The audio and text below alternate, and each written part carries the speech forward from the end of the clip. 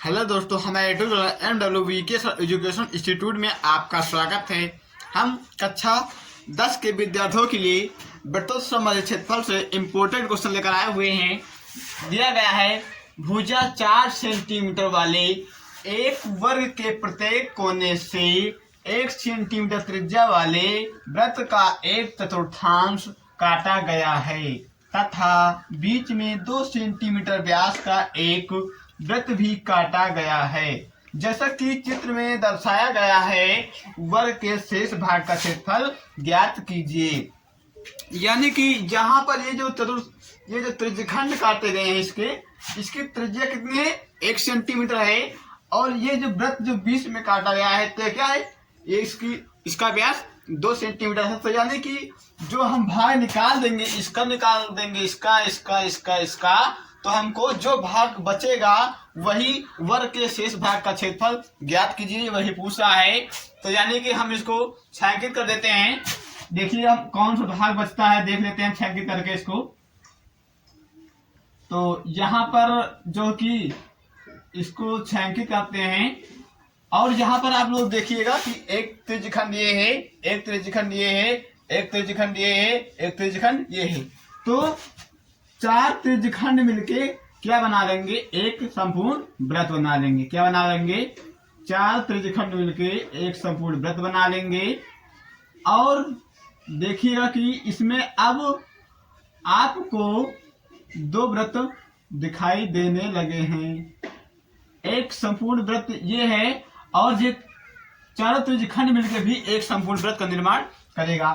तो इसमें यानी कि क्या है? इसमें कि 2 चतुर्भुज हो जाएंगे, सर्कल, यानी कि 2 वृत्त हो जाएंगे और एक वर्ग हो जाएगा। 2 वृत्त हो जाएंगे और एक वर्ग हो जाएगा। और ये कह रहा कि शेष बचे भाग का क्षेत्रफल ज्ञात कीजिए। यानी कि हम जो भाग छायांकित कर रहे हैं, ये इसी का क्षेत्रफल क्या कर रहा है? पूछ रहा है। जो हम भाग छायांकित कर रहे हैं इसी का क्षेत्रफल पूछ रहा है। ठीक है, ये क्वेश्चन आपको यूपी बोर्ड एग्जाम में पूछा जाता है। इस प्रकार का क्वेश्चन, एक क्वेश्चन जरूर इस प्रकार का पूछा जाता है यूपी बोर्ड एग्जाम में आपके। तो इसको आप लोग आसानी पूर्वक समझना है और प्रैक्टिस करके जाना है बोर्ड एग्जाम में। जैसा कि 22 फरवरी 2024 से एग्जाम स्टार्ट हो रहा है, उसी अकॉर्डिंग हम आप लोगों को इम्पोर्टेंट क्वेश्चन बता रहे हैं। आप लोगों को हम इम्पोर्टेंट क्वेश्चन बता रहे हैं। इसको छायांकित कर देते हैं। यहाँ पर इसको छायांकित कर दो, पूरा पार्ट छायांकित कर दो। यानी कि हमने क्या किया? इसका पूरा पार्ट छायांकित कर दिया। तो वो क्या कहता है कि जहां पर जो शेष भाग है, यानी कि ये जो बचा हुआ पार्ट है, इसी का पूछ रहा है। तो यहाँ पर आप देखिए कि ये एक संपूर्ण वृत्त बना रहा है, ये संपूर्ण वृत्त है, ये संपूर्ण वृत्त है, ये संपूर्ण वृत्त है। ये क्या है? ये दोनों इसमें कौन का एक संपूर्ण वृत्त क्या है? त्रिज्यखंड लगे हुए हैं। क्या लगे हुए? त्रिज्यखंड लगे हुए हैं। तो अब हम जब चारों त्रिज्यखंड को आपस में मिलाएंगे तो क्या होगा कि एक संपूर्ण वृत्त बन जाएगा। और एक संपूर्ण वृत्त ये है। तो इस वर्ग में देखते हैं कि 2 क्या है? वृत्त हैं। तो हम इसमें से यदि वर्ग का क्षेत्रफल और दोनों वृत्तों का क्षेत्रफल से घटा देंगे तो हमको जो शेष भाग बचा है वो प्राप्त हो जाएगा। तो चलिए अब हम पहले वर्ग का क्षेत्रफल ज्ञात कर लेते हैं। तो वर्ग का क्षेत्रफल बराबर वर्ग का क्षेत्रफल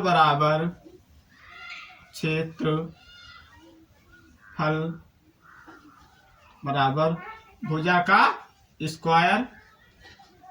वर्ग का क्षेत्रफल क्या होता है? भुजा का स्क्वायर।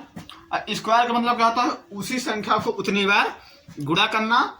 अब यहाँ पर स्क्वायर यानी कि एक भुजा दे दिया गया, कितना? 4 सेंटीमीटर दे दिया गया है। कितना दे दिया गया है? 4 सेंटीमीटर। ये कह दिया गया है यहाँ पर क्वेश्चन में कि 4 सेंटीमीटर भुजा वाले एक वर्ग के प्रत्येक कोने से 1 सेंटीमीटर त्रिज्याखंड काटा गया है। तो अब हम इसका हल करते हैं।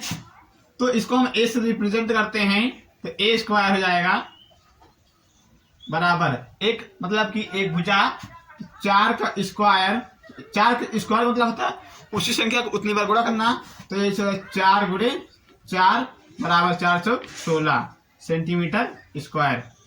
तो ये हमको क्या मिला, ये हमको वर्ग का क्षेत्रफल मिला। अब हमको ज्ञात करना है ये जो छायांकित भाग है इसका क्षेत्रफल निकालना है। तो अब हम इसमें से क्या करते हैं कि अब हम 2 वृत्तों का क्षेत्रफल निकालते हैं। तो वृत्त का क्षेत्रफल क्या होता है, पाई आर स्क्वायर।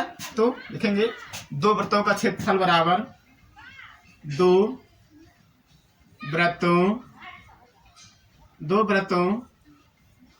का क्षेत्रफल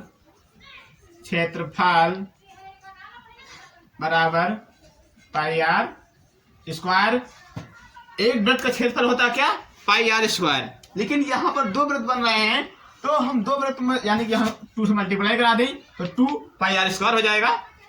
आगे हल करते हैं, यहाँ पर 2 गुणे, अब यहाँ पर क्या कहता है कि आर का मान उन्होंने कह दिया कि 1 सेंटीमीटर त्रिज्या, यानी कि आर बराबर त्रिज्याखंड जो काटा गया है तो ये कितना है 1 सेंटीमीटर, यहाँ से यहाँ तक ये 1 सेंटीमीटर त्रिज्या का काटा गया। लेकिन ये जो बीच में है क्या है, ये व्यास है। ये कह रहा है कि 2 सेंटीमीटर काटा गया, कितने 2 को बता रहा है, इसका व्यास 2 सेंटीमीटर है।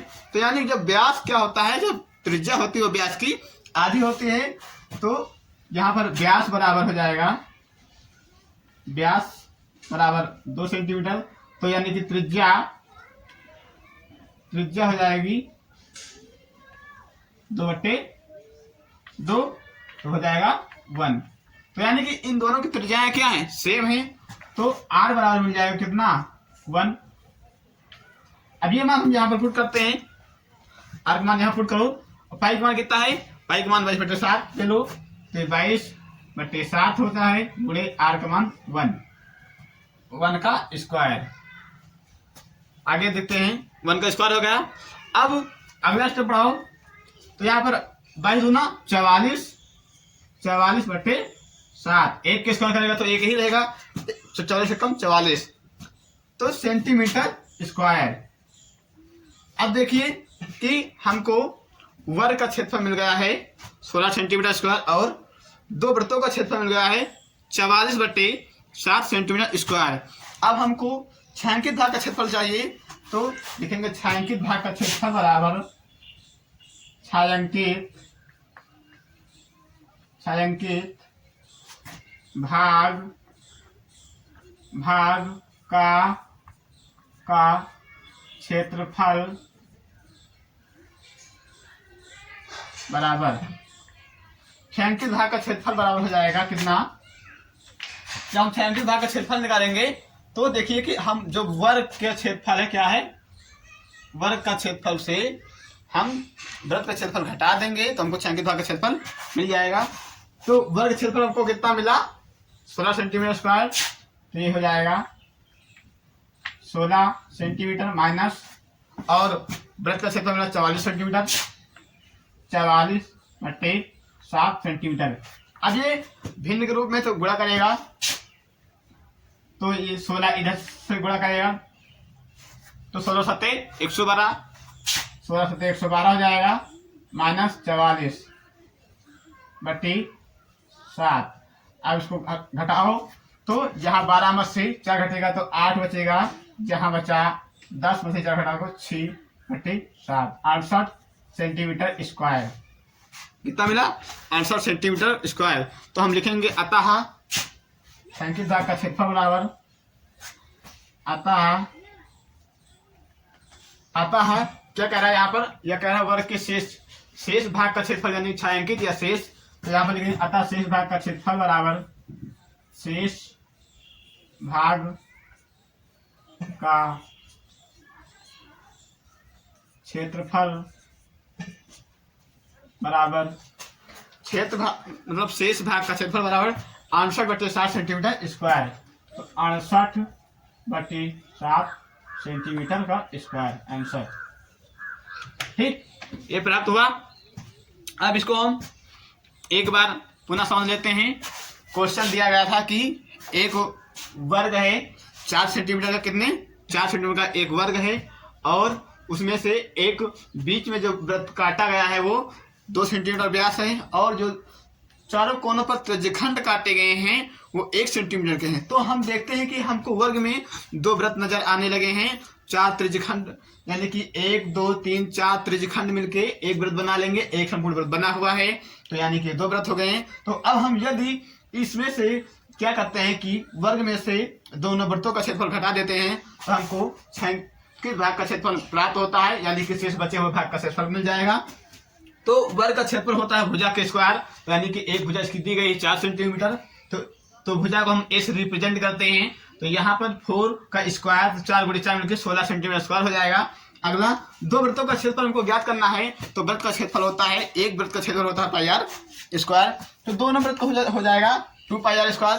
तो 2 बटे पाई का मान 22/7, 1 का स्क्वायर 1 है, तो 44/7 सेंटीमीटर स्क्वायर हो जाएगा। अब हमको छायांकित भाग का क्षेत्रफल निकालना है, यानी कि शेष भाग का क्षेत्रफल निकालना है। तो हम क्या करेंगे, वर्ग से वृत्तों को क्षेत्रफल घटा देंगे, तो वर्ग का क्षेत्रफल निकाला हमको 16 सेंटीमीटर, और वृत्त का 44/7 हमने घटाया, तो यहाँ पर 8/7 सेंटीमीटर स्क्वायर हुआ। तो लिखेंगे अतः शेष भाग का क्षेत्रफल 68/7 सेंटीमीटर स्क्वायर। तो यदि अब आप लोगों को इस प्रकार का क्वेश्चन कोई भी मिले, तो आप फिगर से ही उसको समझ लीजिए कि हमको इसमें क्या करना है। फिगर देखिए, आप उसको तुरंत जान जाएंगे इसमें। जैसे कि यहाँ पर अभी यहाँ पर यदि संपूर्ण होता, यहाँ संपूर्ण वृत्त होता, यहाँ संपूर्ण वृत्त होता, यहाँ संपूर्ण वृत्त होता, तो इसमें कितने वृत्त हो जाते, 5। कितने हो जाते, 5। तो लेकिन यहाँ पर एक पार्ट है, तो क्या हुआ कि 2 ही बने। तो आशा करते हैं कि आप लोगों के समझ में एक क्वेश्चन बहुत ही आसानी पूर्वक आ गया होगा। यदि आप लोगों को क्वेश्चन समझ में आ गया है तो वीडियो को लाइक करिए और चैनल को सब्सक्राइब करिए। अब हम आप लोगों को मिलते हैं अगले नेक्स्ट क्लास में।